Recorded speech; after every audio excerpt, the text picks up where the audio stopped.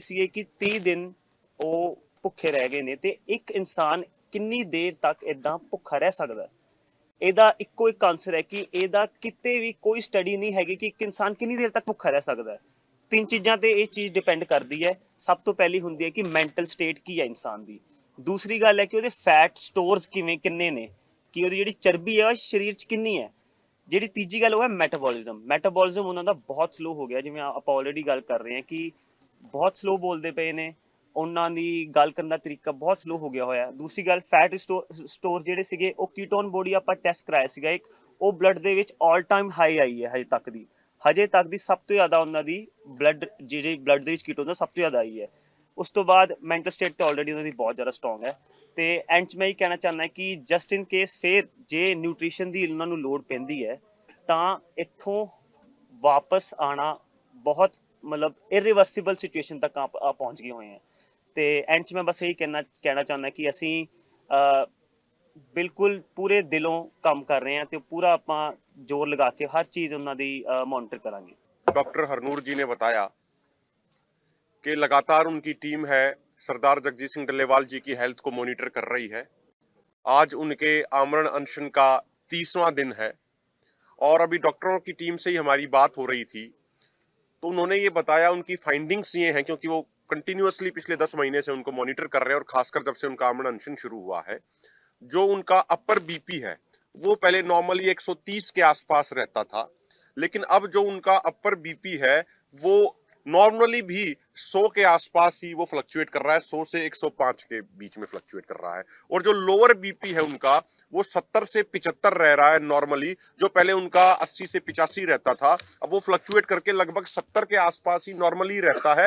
उससे डाउन ही आता है लेकिन उससे ऊपर जो एक नॉर्मल स्थिति में जाना चाहिए वो नहीं आ पा रहा है। तो वहां पे एक वो कांस्टेंट सा हो रहा है जो बहुत ही एक डिटेरियोरेट हो रही है उनकी हेल्थ, जो बहुत ही ज्यादा चिंताजनक है। एक बात। दूसरी बात साथियों, कल जब गवर्नमेंट टीम आई थी मेडिकल की, तो जब वो टेस्ट करने के लिए आई थी, ब्लड सैंपल लेने के लिए आई थी, ईसीजी टेस्ट करने के लिए आई थी, सरदार जगजीत सिंह डल्लेवाल जी ने उनको एक बात कही थी कि भाई आप पहले government team ketone body test क्यों नहीं कर रही है। आज मेरे अनशन का 29वां दिन है, कल मतलब 29वां दिन था उनका जब उन्होंने ये बात कही, आज उनका 30वां दिन है। तो आज तक गवर्नमेंट डॉक्टरों ने, चंडीगढ़ से भी टीम आ गई है, पटियाला से भी रेगुलर टीम आ रही है, तो उन्होंने कीटोन बॉडी टेस्ट क्यों नहीं किया, वो टेस्ट मेरे क्यों नहीं किए जा रहे, जिससे पिक्चर बिल्कुल क्लियर हो जाए सरकार को भी कि पिछले 30 दिनों से उन्होंने ना तो कुछ खाया है और पानी के अलावा कुछ नहीं पिया है। हमारे ऑर्गेनाइजेशनों को, दोनों फोरमों को और किसानों को तो ये बिल्कुल क्लियर है कि सरदार जगजीत सिंह डल्लेवाल जी जिन दृढ़ इरादों के हैं, उन्होंने पिछले 30 दिनों से पानी के अलावा कुछ नहीं पिया और कुछ भी नहीं खाया। लेकिन सरकार को कोई वहम हो, केंद्र सरकार को या स्टेट गवर्नमेंटों को या अधिकारियों को कोई वहम हो, तो उनका वो वहम भी दूर हो जाए। इसीलिए कल उन्होंने स्पेशली ये कहा कि कीटोन बॉडी टेस्ट और बाकी से जो संबंधित टेस्ट हैं, अगर वो गवर्नमेंट डॉक्टरों की टीम करेगी तो आप बाकी सैंपल ले लीजिए, अदरवाइज हम आपको सैंपल नहीं देंगे। तो कल उन्होंने कीटोन बॉडी टेस्ट भी गवर्नमेंट टीम ने किया है। उन्होंने हमसे ये वादा किया था कि आज शाम तक उसकी रिपोर्ट हमें वो दे देंगे और उन गवर्नमेंट डॉक्टरों को भी कल हम आपके सामने खुद वो पूरी रिपोर्ट रखवाएंगे, जिससे गवर्नमेंट को भी पूरे तरीके से क्लैरिटी आ जाए, कहीं अगर उनको कुछ थोड़ा बहुत भी डाउट हो तो। इसके अलावा साथियों, जो कल हमारा कैंडल मार्च था वो देश भर में ऐसी जगहों पे हुआ है जहां पहले कभी आंदोलन के प्रति इतनी सिंपैथी नहीं देखी गई।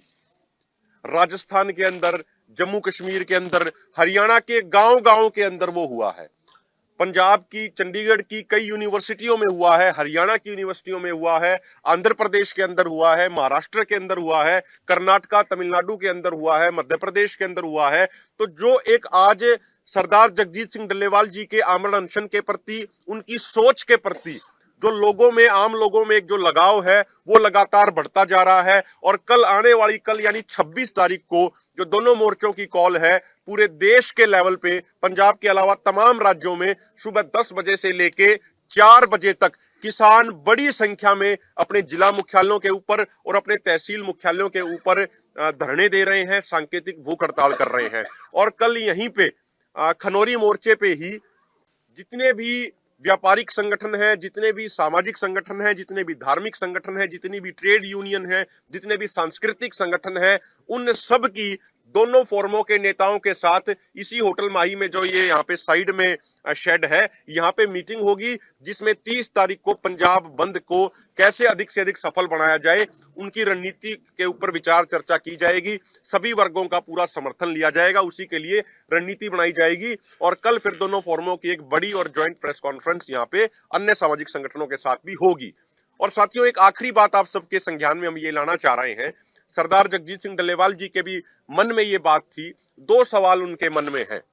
पहला ये कि भाई जो state government, Haryana state government ने अभी 3-4 दिन पहले एक नोटिफिकेशन जारी किया कि हम 24 फसलों की एमएसपी पे खरीद की गारंटी देते हैं। ये उन्होंने एक नोटिफिकेशन जारी किया है। कुछ महीने पहले उन्होंने सिंपल एक बयान दिया था। हम माननीय हरियाणा सरकार के मुख्यमंत्री जी से, नायब सिंह सैनी जी से सिर्फ 2 बातें पूछना चाह रहे हैं। पहली बात तो ये कि क्या कोई स्टेट गवर्नमेंट एमएसपी अपनी तरफ से डिक्लेयर कर सकती है? क्योंकि जो रिसेंटली सीएसीपी की जो प्रेस रिलीजेस हैं वो तो ये बता रही हैं कि 22 फसलों का एमएसपी वो डिक्लेयर करते हैं। 23वीं फसल गन्ना, जिसका एफआरपी सेंट्रल गवर्नमेंट डिक्लेयर करती है, उसमें स्टेट गवर्नमेंट जोड़ के वो बन जाता है, एसएपी बन जाता है। तो ये 24वीं फसल ये कौन सी काउंट कर रहे हैं, ये क्लैरिफिकेशन हरियाणा की गवर्नमेंट को करना चाहिए। और क्या उनके पास ये अधिकार है कि वो अपने आप से किसी ऐसी फसल का भी एमएसपी डिक्लेयर कर दें जिसका एमएसपी अभी सेंट्रल गवर्नमेंट ने डिक्लेयर ना किया हो? एक बात। दूसरी बात, उन्होंने कहा है कि हम एमएसपी की गारंटी देते हैं। जो प्रोक्यूरमेंट का मामला है, क्या स्टेट गवर्नमेंट, ये सबसे महत्वपूर्ण सवाल है, क्या स्टेट गवर्नमेंट अपने लेवल पे प्रोक्यूरमेंट कर सकती है?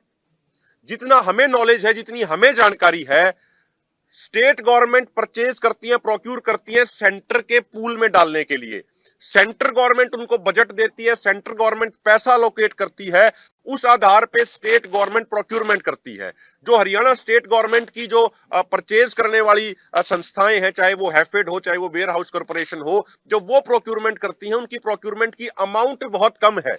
हरियाणा गवर्नमेंट को यह भी डाटा रखना चाहिए कि हरियाणा गवर्नमेंट की एजेंसियां किस फसल को कितना प्रोक्यूर कर रही हैं और सेंट्रल गवर्नमेंट की एजेंसियों के लिए हरियाणा गवर्नमेंट कितना प्रोक्यूर कर रही है। उससे अपने आप में क्लियर हो जाएगा। हमें बिल्कुल क्लियर है कि बिना सेंट्रल गवर्नमेंट की सहमति के कोई भी स्टेट गवर्नमेंट सभी फसलों पे एमएसपी गारंटी इंश्योर नहीं कर सकती। हमारे पास छत्तीसगढ़ का भी एग्जाम्पल है, अन्य राज्यों का भी एग्जाम्पल है, जहां पे स्टेट गवर्नमेंटों ने यह कहा था कि हम अपनी तरफ से फसलों पे बोनस देंगे, लेकिन सेंट्रल गवर्नमेंट ने 2014 में एक बात क्लियर कर दी थी मोदी सरकार ने कि अगर कोई भी स्टेट गवर्नमेंट किसानों को फसलों पे बोनस देगी तो सेंट्रल गवर्नमेंट उस स्टेट गवर्नमेंट से अनाज प्रोक्यूर नहीं करेगी। तो जो स्टेट गवर्नमेंट, जैसे छत्तीसगढ़ का एग्जांपल हमारे सामने है, जिन्होंने ये कहा था कि हम 600 रुपया प्रति क्विंटल धान पे बोनस देंगे, लेकिन वो बड़े लंबे समय तक सेंटर और स्टेट के बीच में वो विवाद का विषय बन गया था और सेंटर यहां तक आ गया था कि हम स्टेट गवर्नमेंट से प्रोक्यूर नहीं करेंगे। इसीलिए हमारा ये निवेदन है कि भाई जो हमारे 2 सवाल हैं, हरियाणा की भाजपा सरकार को उन दोनों सवालों का जवाब देना चाहिए, डाटा के साथ जवाब देना चाहिए। ये सिर्फ हमारे सवाल नहीं है, ये हर किसान के मन में ये सवाल है, चाहे वो हरियाणा के किसान हो, चाहे पंजाब के किसान हो या देश के अन्य राज्यों के किसान हो।